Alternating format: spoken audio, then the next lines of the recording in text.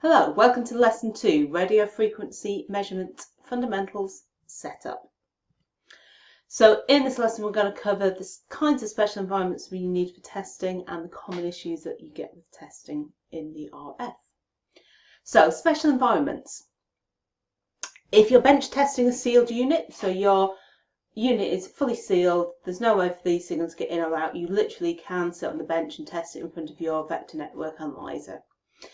If you're transmitting between two things, so if you're testing an antenna for example, then you have to take care to protect the user and to make sure there's no external interference with your measurements. So normally you do this by surrounding your equipment by radar absorbing material or RAM. So you can see a little bit in the picture there, I've got one spike here. These tend to be spikes, they're foam loaded with carbon. You lay these all across your room, that absorbs the RF signal and stops it going out to damage anyone else, and it stops signals coming in to interfere with your measurements.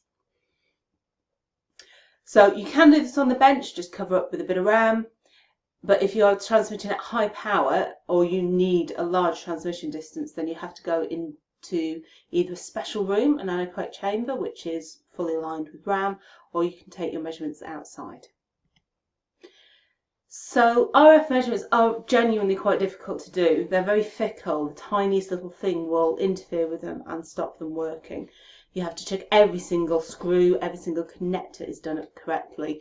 Every single SMA cable has to be done up perfectly. One slightly under-torqued SMA cable will ruin your measurements. And each time you have a connection or a bend in a cable, you are going to get some reflected signal. So you have to set up the system with this in mind and take great care with this. Because of this, repeat measurements are actually quite difficult to make. You do a connector, you redo it up, you're going to get a slightly different result. External noise can very much interfere with your signals, your measurements, so you do have to make sure that wherever you are, you're not getting interfered with external noise.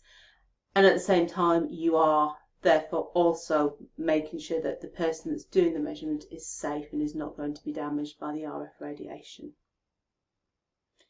You can take measurements knowing that there's problems, knowing that there's an external signal that's going to interfere with your measurement, and then you can take that out of your measurements after if you need to. Okay, so conclusions for this lesson. We've learned that you need to take a great deal of care when you're setting up an RF measurement, and that the environment that you take your measurement in is very important.